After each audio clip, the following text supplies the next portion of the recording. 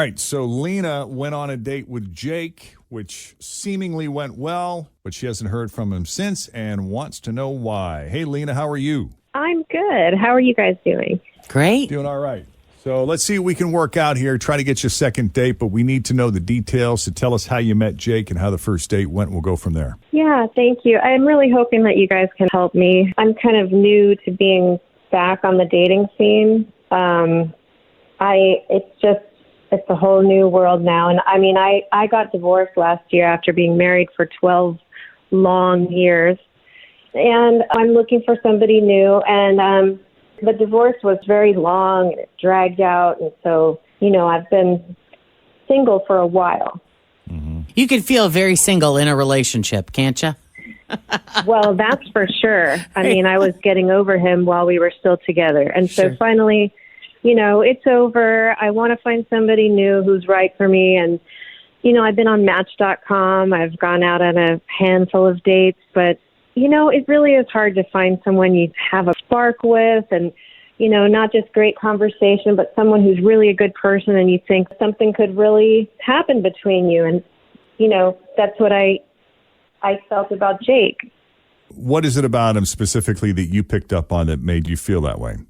He just really stood out. I mean, he's smart, funny, and witty, and, he seems kind of adventurous, which I really like. For instance, he would like to go to Hawaii, but he would rather go to the jungles of Peru, and that just sounds really exciting to me. That does sound Everybody goes to Hawaii, but who goes to the jungles of Peru?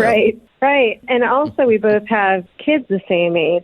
I have a 10-year-old son and he has a daughter who's 9. And so there was a lot of kid stuff to talk about. And I just really enjoyed being with him. I mean, I really had a lovely time. And after dinner, he walked me in my car and he thanked me for a nice evening. I thanked him. We hugged and that was it. And I texted him the next day just to follow up and say, I had a great time and thank you. And he said, "You're welcome." And then that was it. I mean, it's really been bothering me. I don't know what happened. Okay. And you can't recall any awkward moments or awkward silences that may have taken place during the date that might help us pinpoint what was talked about or maybe something that rubbed him the wrong way?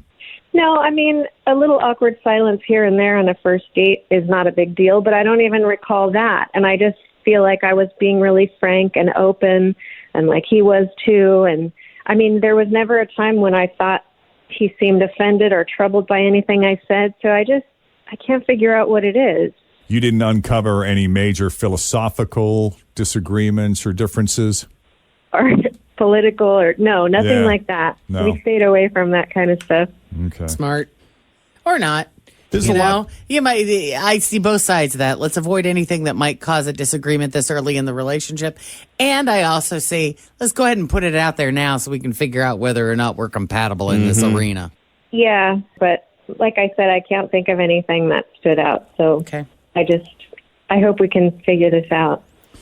Yeah, it's tough when you've been out of the dating scene for as long as you have because you have so many more things to think about and consider at this stage of your life, like your kids. Yeah, I mean, maybe I'm not as good at picking up on signs at this point because I haven't really been dating for so long, but I just don't know. Yeah, I think it's easy too. Like when you're new to the dating, you're so self-conscious about everything that you're doing and saying that you may not be noticing cues from the other person. Could be.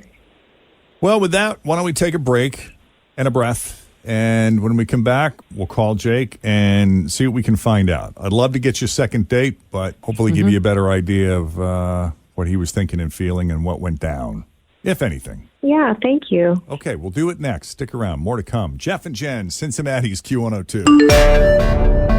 My house has a new glow. I love my windows. Universal Windows Direct. When it comes to windows, doors, roofing, siding, and gutters, I'm a fan of Universal Windows Direct. And right now, when you buy one window, you'll get one free. Check out uwdsouthwestohio.com or call 513-755-1800. I love my windows. They've got that brand new home effect. Universal Windows Direct.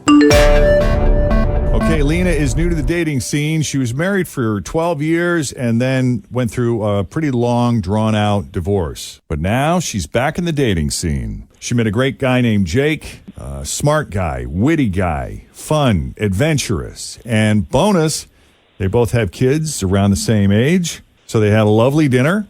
The date ended in a hug and then nothing. She followed up with a text thanking him for a great evening. Was hoping he might reach out for a second date, but that hasn't happened. I don't know. Did I leave out anything important, Lena? No, I think that's the gist. I really liked him. We had a great time, and I just don't know why I haven't heard from him. Okay. You ready to call Jake? Kind of put him on the spot? I'm ready. Okay, let's do it.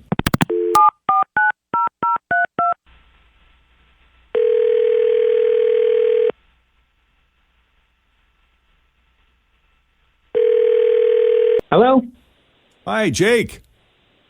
Speaking. Who's this? It's Jeff, and my partner Jenn is right here. Hi. We got Tim. Morning. The whole gang here. We got you on speakerphone from Q102. How you doing? What? So this is radio? Yeah, it's kind of weird. I know. This probably doesn't happen to you every day. And I know you guys, I just don't listen. I'm on a media fast right now. So what's up? Us too. Yeah. So what's up? Well, someone called us about you, Okay. and she sounds lovely. Her name is Lena, and she told us she met you on, I don't know if it was Match or one of the dating platforms, but I guess you guys had dinner recently and said you were just a great guy, really enjoyed her time with you. I was hoping for the opportunity to get to know you better and maybe see you again. And she just happened to mention that she hasn't heard from you. And then that aroused our curiosity. And we thought we'd reach out, give you a call, and kind of get your perspective on Lena. I know this kind of feels sort of on the spot, but. Oh, it's weird. She called you guys? Yeah, we do stuff like that on our show. It's a little feature called Second Date Update, where if you go out with someone and you think you're on a great date and it goes well, but then you never hear from the person again, sometimes we'll make the call on their behalf and See if we can find out what the heck's going on. yeah. Was there something Lena did or said to offend you, or have you just been busy? I mean, I don't want to be mean.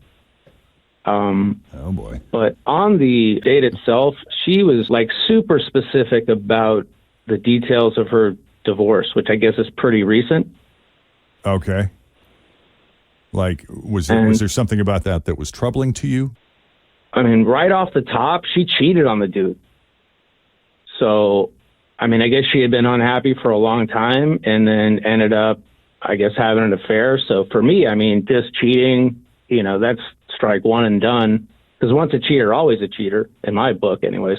Okay. It's definitely something you don't want to hear, No. especially on a first date when you're like kind of, it's a research date. Well, right. And they come in as they go out. So if you know that they cheated on somebody and now they're in front of you, they're going to cheat on you and get in front of somebody else. It's definitely Okay. a possibility. I don't think it's a foregone conclusion, but It's happened. yeah. And look, and she's super cool. I mean, she was great to talk to. It was fun to go out with. It's just the things like that for me. It just like at a fundamental level is just like, yikes. It's scary. Okay. So you just heard that and you're like, I'm out. I mean, that was kind of like the beginning of the slippery slope. But then the more she got into the divorce and like the details of it and the demands that she made in regards to the divorce, I felt like I was on a date with like a psychopath. A psychopath? Yeah. She made the divorce longer on purpose just to stick it to this dude. And you know this because she told you this?